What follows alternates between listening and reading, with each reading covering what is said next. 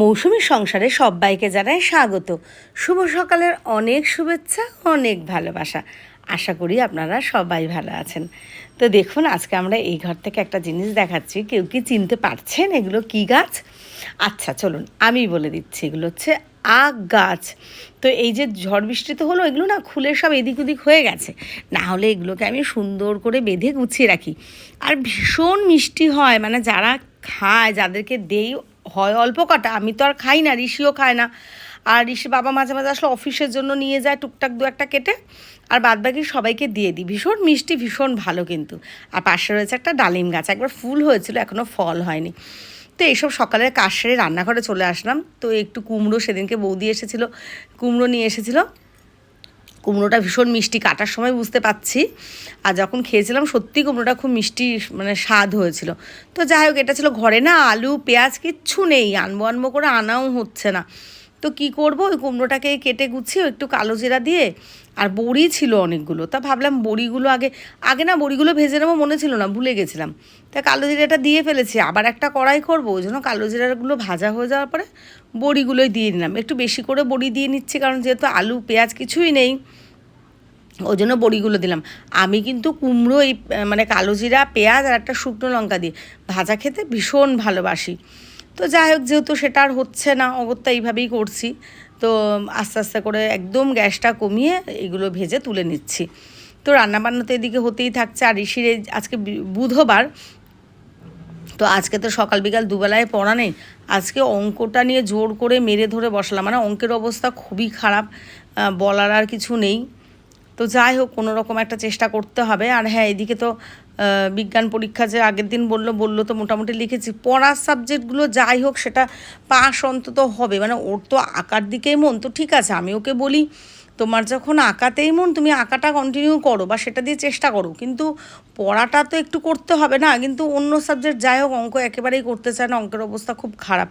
মানে কী করে আর বলবো, আর কি করে বা বোঝাবো আপনাদের সামনে, সেটা বোঝার মানে প্রত্যেকটা মাই জানে যে এই জায়গাটা একটা খারাপ লাগার জায়গা থাকে।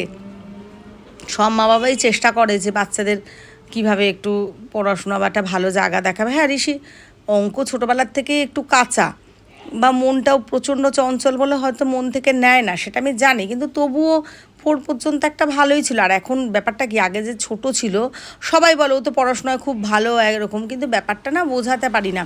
মানে কি, ছোটোবেলায় তো ওর কথা শুনতো, বা ছোট ছিল যেটা করাতাম ধরে বসে এরকম। এখন তো বড় হয়েছে, 8 হয়ে গেল না, সেই জিনিসটা ধরে বেঁধে এটা তো ওরকমভাবে হয় না।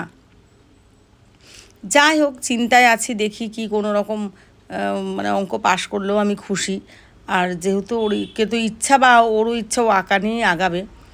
তো এটা যাই হোক, একটু বিজ্ঞান পরীক্ষাটা তো বললাম মোটামুটি দিয়েছে, মানে এটা স্কুলের পরীক্ষা নয়, স্যার নিচ্ছেন, তো ব্যাপারটা তো একই। স্যারের কাছে যদি সিলেবাসগুলো পড়ে কমপ্লিট থাকে, তবে না ও পরীক্ষার হলে লিখতে পারবে। ঋষির আরেকটা সমস্যা কি, ও প্রচণ্ড চঞ্চল, মানে মন দিয়ে যে পুরো লেখাগুলো কমপ্লিট করবে, ওরকম কমপ্লিট করতে পারে না।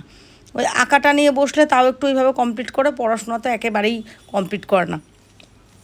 আমি প্রচুর টাইম মেপে মেপে আগে তো ওই খাতা জেরক্স করে নিতাম, মানে যেটা প্রশ্ন উত্তর নিজে রেডি করতাম একটা করে, তারপরে জেরক্স করে মানে সমানে লেখাতাম। কেন কি, যেহেতু আমার চোখেরও সমস্যা, বারবার লিখে লিখে দেবো, ওটা খুবই অসুবিধা।